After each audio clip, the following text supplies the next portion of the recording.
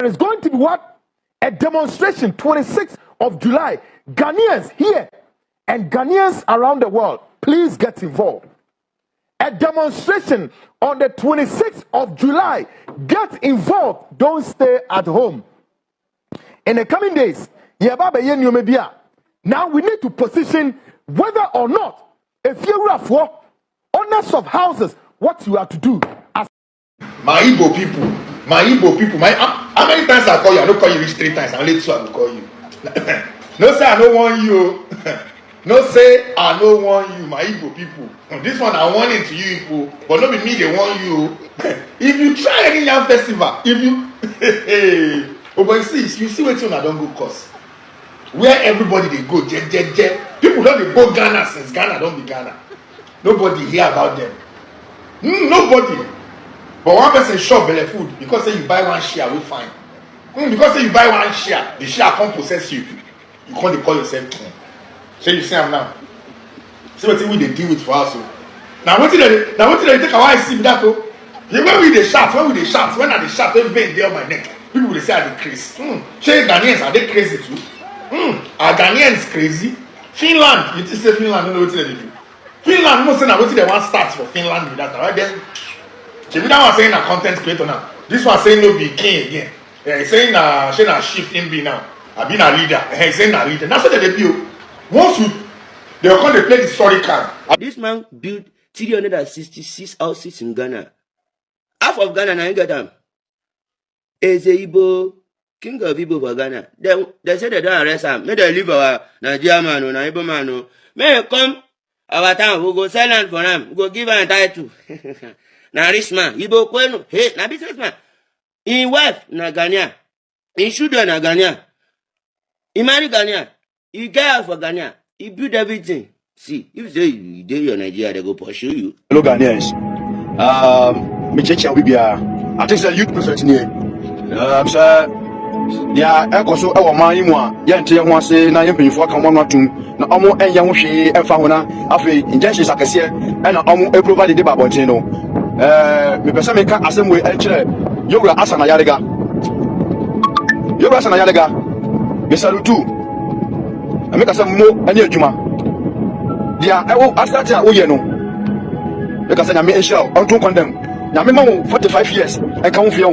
Yale how kodanda adwendwe ne atete biala enka ho ahodni mu papa na masema ko pesa me kan kire oni anamona atu no so oya wa na odo page si wo e na atu sana mo we na se Ghana panyi bia en hyewachi Ghana president en push you minister of interior ne foreign minister omo shisha se en push you na se wa na odo pe e na odo atu sana mo ya and papa ya be me kan kire oni say and ya shawo musu ye. Yeah, this is true. What Hassan Ayarga need now is protection, very, very big protection. Because guys, this man is doing massive work, massive job. Because as I'm talking to you now, the NDC government or President His Excellency John Dramani Mahama is not saying anything about this issue, and any big king has not even arise and say something to even, something important, something to fix this solution. And I think Hassan Ayarga has been the hero on this matter. Abusua Hassan Ayarga ayejuma I was say acknowledge na yesre Ghana security forces omombon hoban and as ono ankasa mpo emia any security system, because Obiani was sorry say he is helping this man, and this man is being a hero. So guys, you just kindly subscribe and share for more update from this Igbo issue, and let's get into this video. And let me remind you, 26th of this month is going to be massive demonstration against this Nigeria and Igbo issue in Ghana, and we are going to start it from Accra. Guys, let's watch this video and come back. Thank you.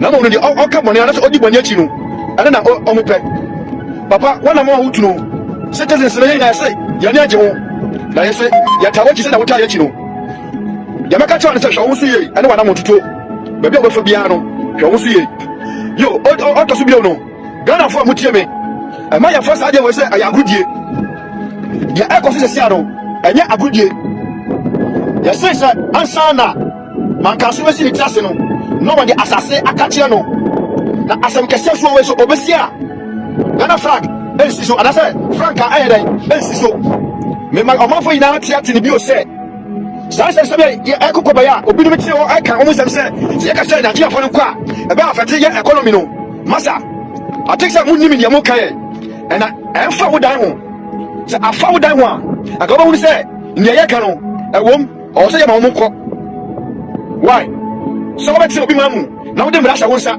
se ne wo pesa wo ye no na wo be ye na ye nyampa yifo bi no so a o mo so edi akire en to mutu ma e me kasa so wo na wo ba ko school wo ba pie wo nua pie wo ina pie wo kuna pie na wa mba bio na ba chense ya kunu ya pa ne mu ayi ne yamu ne oma atutwa ne ho ne hu akwa bi ade kwa wo ba tra ka cha me se ya kasa Nigeria fo no kwa e be afete ye economy yesu anyansa na adwena ya mede ma ye no kotal ene de tiwe enka ho adwena ya mede ma ye no kotal ne de tiwe enka ho na wiaba akona ne ara ya tuma ne ye gya ya wo sha in South Africa omo ma Nigeria for abaya no South Africa economy collapse ya nai omo tunye omo bia nai Donald Trump o ya American president o to Africa for na so omo Africa for omo free America aba Ghana no ana so omo Africa countries no in Nigeria economy collapse ya nai collapse it ya shede akra ana ya chele ye free no ma Ghana musole waka ye waka na dia ekoso no me say okomi kromo a asafofo abo asafotwini a ye wo enyumu a na se asem a omo ka edidi kan asem mo ahyase omo se enye ochina no sesi na ya bubo sasem so ya ai se ta koda no ochina abasore de dendi a satam no na abatitire omani na yakon ayatumi ye wo hwe satam na empanyimfo bi no ai se komo pie beka abakasama etumi nyamo tumi yadwuma no satam na bi omo wu ko anana omo ya hyedem anasa na omo ni asase su bio na tell aka me ne wo anasa aka me ne wo yemma ene ye nuanom amwo ha satam no wan e na obakoma won nti abirani nie se ye na ye sole waka aya 26th of this month omo ya dan ya be demonstration no ya be start or black spot na yedi bomomenu ayaba me frère no de regions boko chamale walwale jendi sagugu yenu anu mo no de regions na northern part all the northern sectors na ya frère mo ina sa mo mre na mo make because according to this man just say our sub chief all the regions ntumo bla ne yembom ya sa o ya kire we ne ya fa kire ben for say nto soko o yanum ne ya ya tifita na ya ben for no ya omama ya de wo tra so ana say ya yi wo so mundi so nso omo fi say omo mpa ya omama ya de dia and ya ka kire no emna ekuta ya botu de mna na so so ka de sia mpa won but ya mpa de santi ana ya de o ya kire we ade back to form action we say ne ekoso omama we mu na omo ya di no ya mpa nso wo ya Ghana ni pa brother sister man chef fie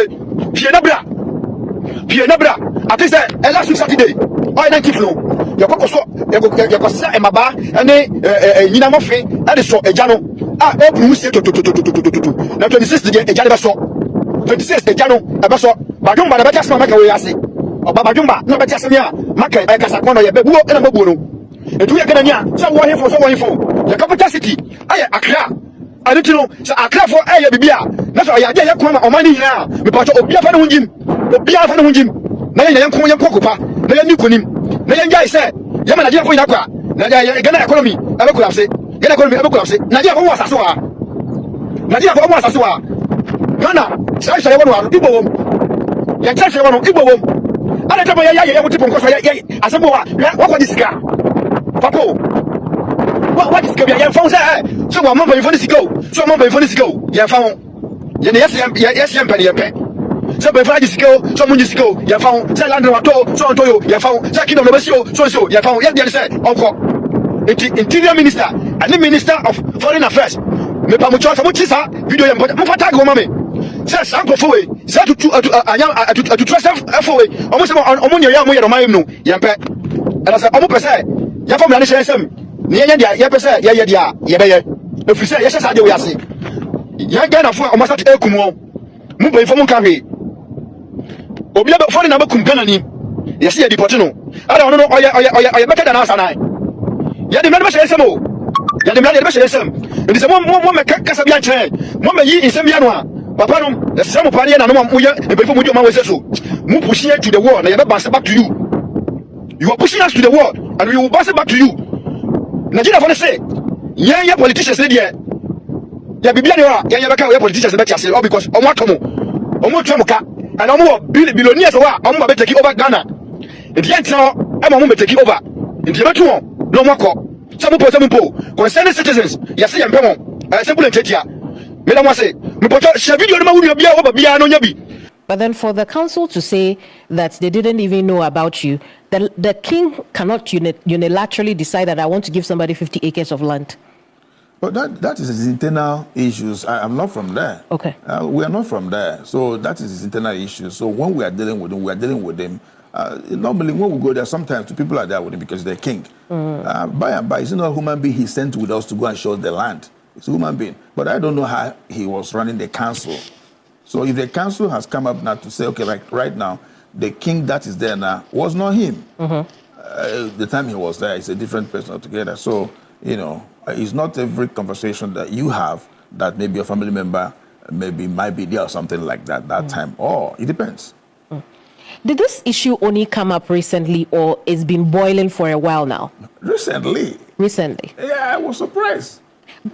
But when you spoke with Ablade TV in March, again, you said the bloggers were taking what you're saying out of context. So I'm trying to understand that it would appear that you should have known that this was getting out of hand, but you continued to hold yourself out as a king for a while before issues got to where they are. You're still not getting me. You're still not getting me. I don't want to. I don't want us to be repeating questions that I've given answer to it. Okay, excuse me, madam. So let me try it again. Yeah, yes, because if we keep repeating questions you have asked several times, that means we are not making progress. Yeah, we're not making progress. Yes. Okay, so let's try again. Yeah.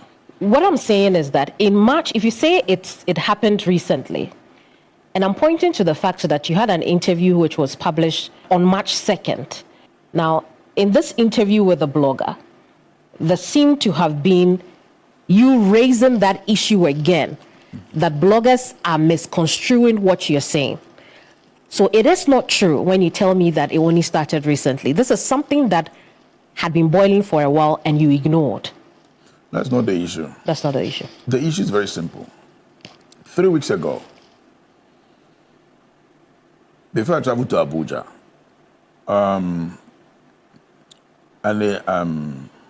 a journalist sent me a link. So, Your Majesty, check this link. When I opened it, I now saw this blogger called Cyrus. Now, he raised a whole lot of hate speech there against the Igbos. He said, I want to be the kingdom in Ghana. He said, I made myself a king. He said a whole lot of issues. You should see that video and all that. This is the video that generated this dust. Now, I think I saw this on Wednesday while my trip to Abuja. No, I saw it on Thursday. My trip to Abuja was on Friday, being on the 4th, yeah? If I can, the 4th or 4th, yeah? Then I traveled. I was in Abuja. This issue of noise everywhere, internet, my name and the whole lot, talking about Igbo kingdom in Ghana. And that particular video where I spoke about village was also on air. And if you look at it, the village I talk about, not kingdom. Quickly I have to fly back. I was supposed to come back on the 14th, but I flew back on the 8th. So that, because my family was in serious tense. My wife, BP, went up because of those internet pressure here and there. Right. So I flew back. So that's why I said, it's since these 3 weeks that this dust has gathered. Yeah. Guys, I can tell you this man is fake. This Igbo king is fake. As Hassan Ayarga said, this man is very, very fake. Akwawi is very fake. You see the demeanor or the kasakra chese on you will be a First of all, you said you have acquired 50 acres of land at Nungo Pram Pram. Later, the pressure is coming from here and there, and this man released a press conference. After the press conference, press release, which is the paperwork, yeah. And after the paperwork, this man released a press conference video addressing things with even his left hand, telling Ghanaians he is no more a king, but rather a chief. He is not building any kingdom, rather building a village. So which is which, or contradicting him here and there. And look at what he is saying now. Asana lady in the busan na answer no man. So guys, said here ebusuan for AC ahihye no 26th of this month, massive demonstration going on at Accra against this Iboken. If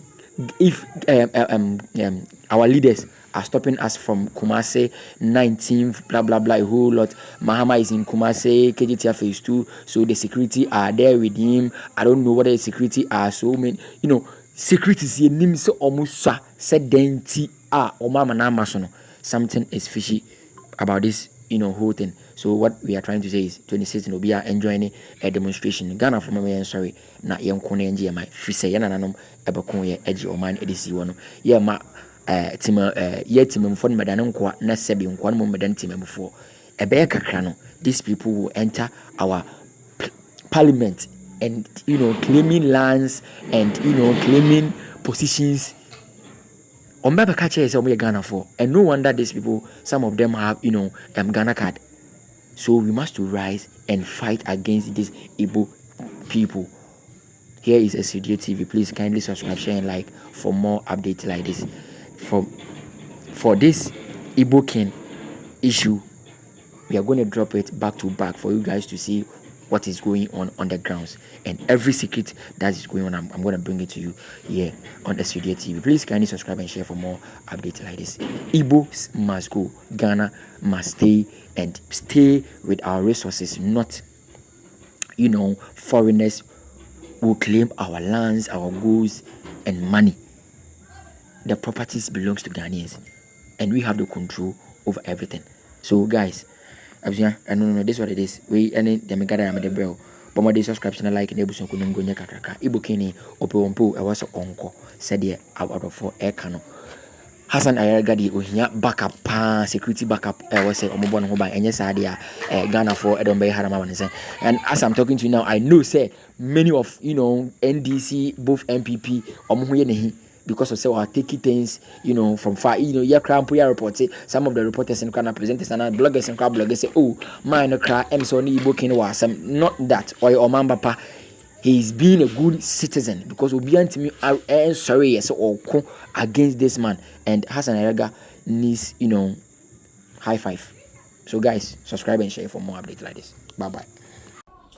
I was here media convoy the red and white by the king of Christianity. Says I be watching baby be a midday. I said the beer convoy and I'm a catcher say, Many busimka. Me ye so comfort. And I'm a some bra for comfort. And I'm yes a bit mutia comfort. I saw that in Hano. Convoy to me be any as a suicide, me contacting. Me no credit. Me may ye comfort and as you convoy. You be a free Cynthia me fly home. And then you have a flabber for no mudinko. Who any problem kutiana pa? A ya bofo be the dinner chi. Na bofo no dinner chin where un bofo na quine. A man a man could ye enfamano. And then there may be a ya by phone and the any power. Ya na ya ni baby timuko she any pebby. Wo na no a penas and with him din shraman. Whom me to question will be. Oh, no, a town with him the near my bonnet yet the Edis one. And then they wash me. Baby, I'm Jane, Midina Sabi, Master de Quabna, a suaja masu, and a Sabi, a so kuntum kunimo. Or shall baby, I'm Jane about fortune masses mechipa. Bien in Chama said with Chama City. Mamma's a mention in Comaka Crebua. Fanamba ne good screen as a brother who could have fair than a question and I'm trusting you. Brother, sister, mammy, I wish me papa wish me. Who face the problem wa brabum? And your man quay infamo. Our listen quay. And you must some quay. Sikasam quay. Sabe what talent why? What a child near sunny. Brother, 1 year soon soon background. Me besides say, soon ben a come out. Ewa brabum. Debiana make us soon abrabona yeboni yeboni was spiritual yemoni or physical. Woman about abrabo was spiritual. Woman a physical woman abraboni yemeko ye famu. O ka say papa kwa mwati de ya papa despite mo. Canada Japan so woman ni sunsumu background ke se nkoma di ye o. Kwa me cheda mo. Yes, a woman is soon background and comedy. Obia no beka na hinta some de adi e de akyere no. Mpanifo so wote fa kwa wote wade so. Nyame moamie nyame nta obia e de ti na wo se nyame mo nyame ntimi mo awo. Eye nyame ama wo message. Wasam na adi tu nanim no wa kyere wa kwankyere. Woni aso nti no. On se wo hunu de woye. Mama ka se mi kyere. Enzate nyina nyepe. Me yobia me yesunsumni. Meni ko akyiri. Ahun bebrebe na mete wo voice. Ahun bebrebe na me hu wo mo. Enti baabi a wo ne nam no. Baabi a wo po wo problem no. Se bi wo plan solve no. Nipa kro woni ani. Enti nema nko ye mfamo. Mama gazi me kyerɛ. Wa ba wi ase wo se bosom enim wa de bo nipa.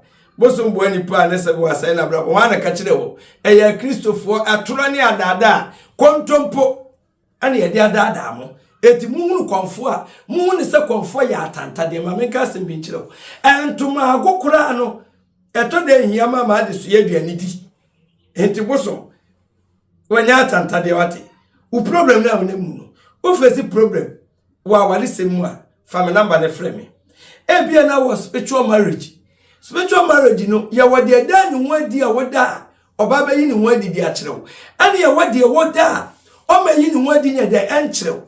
Spiritual marriage ni yewo mienu baaku meska de hinta wona o ma wu no woda wono ma meda o na ma wudi anda de yi wo ma wu no ono na sebe okọ awade enye wo ye adwuma enye sika ntimi ntira wonsem obede timi afiri sa problem ni fa number na frɛ confirm ya ye was spiritual items o hwɛ mi wutie me ne confirm aka che wo say there is no double money in what. But you was sika kwankyere wo hwɛ me no wo ankasa betima command sika eni kwaso bi command sika de ma musi dipa ne twa sika so nyame na eche enti se be bone be na de ye nyame so mo onye sika wa cheki eye nipa bi na mpese obedi an wa ko tie wo sunsum bela na se sunsum kro ye mpagya ne mfiri wo sunsum ba bi bia wo sika hye bia na nanom be kwa akwaje di ama enti wa na be frɛ sika se kudimra l'argent mera sefa dollars pounds euros fa na o country be na also mama ka se mi jeo for that water so bolo kenke entimi command sika tie ne ye obi akwati ade wachi wo kra no achi wade ade aka no obede di for that water akọ wo kra na achi wade ye wa akwanche wo wa se ye komfo ya wo ba mi fia aha ya akwanche papa fie anantwie enwan nkraman emponche enkokɔ emronoma obia ne kra obia ne susu fa number ne frɛ konfo ya mapesika saminya konfo ya wo ba bia ba mabrabo ma no kɔ be ma bia ba mabrabo ma no kɔ papa meton ne ma ye ntɔ enyama nyina fa akoma me papa ba bia obia be wura bia de ni je baba mi wura nam da wura wa pie papa mitiye me ya papa nya me nan adecha me kon adecha me nsa hey fana ma ne frɛ the great one so ni mbofo kyerɛ mai woni mbofo afafiri ombe ye adwuma ne kama na omde ama aha enema bi akote wo susum bi ama abraba ye bisi basade ama no aha ye dane no shebre ni krabe ne nyankopɔ de ma wo no nyame afo wa ma se be ye kaya yo debi wo ko tere UK wo ko tere Canada bi ne nyankopɔ se mentu kwa na wo ye de wo Ghana. As when you be a man, you be someone to walk you can to open. And then maybe I am a for you. Ye dependi ya any panel. Ye should your shepherd and crab and uncle Podia mine. Aha, yes, Sumoduma. Ye was spiritual items. For number and a friend and a name uncle my yabisa mammy. Nana me persemiti command sika. Nana me de cow UK. Nana me de cow Canada. Nana made them at metro cham waka. Framing. Na sunsum no to sika se yempagya ne free so na wa command sika simple is a moment to me for me can command sika ma ai mo te ni be che mi mu a ono ni di wonu ni sunsum na be ya sika no de ache By the way, wona kasa betima komando sika e ya kwankyere ye waduro bi wa ye fia ye friend boame a ye friend ntwemra eno no ye de brewa wo de be kyo se de obesima yusu no 81 na be komando sika emfa wo ni obi adwuma a wo ya ye tu aka bosome wa obetima komando sika fana ma na frɛ komfo ya ye spiritual items wa spiritual items na ye ka no se bi da bi akomfo ya na meka mesese wo be ye benfo a ye haban ni nupira yakaso obi ya benfo a me komfo ya me bosum ni me nsuo ni mitumi ntino mijibi mutumi se me ya benfo ne tie nie e de na ma me benye obi dina wale sembai ye to dwanto na ntwie ye ya amamre ni nyina wie ye no se be sena na no se be awade ni wonya wunim die ntira sunsum na obedi na chi no so ma ne ware no se wanfa sunsum no na chi wade ankasa nipa dua na wose musuo nko an wayi a watu sika atogu enipa na boka beka se konfo no ni aduro hey ye kasa adura brother tumi nkasa aduro nkasa ye na ye tumi ne kasa mafo ne be kasa ma aduro na kasa ma tumi me nkasa ma me ho me kasa ma aduro eti ye spiritual items wa ye no oil ni bini ye wane semna wa ha oyi ni bini sa oyi we eye haban maako 42 ana ede ye oyi we na friend back to sender oyi we na chiri baifo oyi we na ma wunu se obi a woni ni wadwuma sebe odworo ho adwomboni se we su oyi we ya na se nipa no nya baifo kra na odworo ho adwomboni a brother ohun ani ma woni wudi nkoma wantimi hwani mu da oyi be mu ohun ni pakro ye beje oyi be fa kopetu odwuma beje oyi be fa ko srasra wadwuma na wo ye no wabra bone ma be koye di ama sunsum na wo da no no obeda wonu meda biem sika na ntimi ntra sika betra srem abraba na koye no ene ma be koye di ama asada to oyi we no oyi no ahaban maako 21 ana yi free 42 nim ana yede ye soap semna sunsum no woda na akyrebre anini apramre ne ananka ne yapamo woda wontimi na enema nkoye mfama ososo da ye basabasa abrabo no fema ni wo enema woye bibien yeye be ma ne ba wo bebresa na okọ oba ne ba wo bebresa na okọ bra beji soap ni bi eye miesa ne nam oto oyo na no oto semna no ye woni nku wo eye fema cream wo fema cream no se wo hu a nipa bi ehia wo hu se wo ehia wo su nipa da wonim bibi wo ye fepa eso nam se wo yempa wo yenti no ye de kaka moto bibi ye de face bi de ahye wonim eti obi hunu wo hunu se wo ye kakai obi hunu wo ba wo hu beba bi hunu wo ba bema ni hunu wo ba ne se eye ne yonko bema enti otimi ni nkomo bra beto feva cream ni bi feva cream no wo pe umpe cream no na pese yamfanya kaji ma de bayama yamfanya ponso ma de bayama yamfanya powder ma de bayama yamfanya handkerchief ma de bayama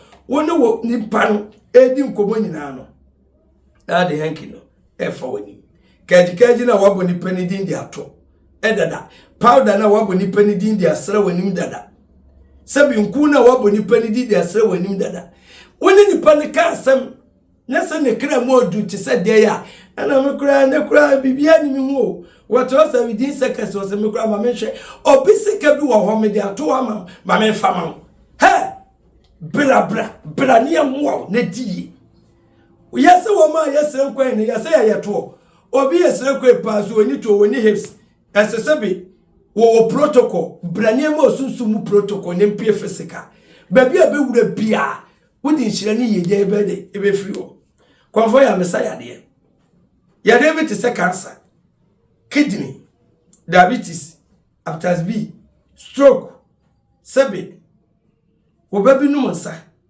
obabi numri, sebe obabi, wo wa adwunim ka na dwene ho sebe enye wanya normal, wo abrochire, wo ba e wo abrochi akora na enye normal, fana ma na frame. Ye be ya bisa asa, ni ahwehwem. Eye ne shebre ne nkrabia ka finya ma oba be ka kire wo enye ne nkrabia na okra finya ma oba na ye obi na aye ne saa so a na nanom beda na didi a kire yen na sebe ye de ho dry de e de aka kwanche bi ho anu aye brother sister aha eye comfort ya spiritual and herbal center e brother no ku de fiada ne kwesi ada na etrase yesu sumnyuma number na good screen na say 0241 185804 0241 185804 0557 590395 0557 590395 mami no nka se mi ka mi wure yafi umi nua ba bi hwe me pa wo hiaba e wo so de bato ne naso spiritual marriage na mesika no e ma be ma wa brabom e ma wunya akono ma ne be ma ne nawo ani e wo spiritual marriage bi wo ha die mesika no wanya ne wadi nkyerɛw enti wo bɛda nya bɛma na nawo enti wo sika na wanya ni bebrebe ni nyina no amanfo gyina kyerɛ sɛ wode wa wode na akɔgye sika ɛnyɛ no korɛ sika yɛ kurafo kyɛn wo bia sika wɔyɛ ɔpɔ no nko a ye bɛhɛ da bɛdi sika nkomo enti sɛ wo hwɛm ne sɛ wo a wo problem obi ka kyerɛ wo sɛ bosom ma ba sɛ bi wɔyɛ yale ne abisa sɛ bosom bɛ na aka kɔmfo a wafa akyakye ne da Sabosom ma banoma yalinia anko beka yalefo akonfo wo pefefe akonfo wo fe papa akonfo ye ma ne mema ye ho fe papa enti mu obi na ada wadwene e ma won tra nyame fie se wo peba abra wunya aba tie niye to anama na bra eso si de kwabra ne ma o mo fe pa abrofo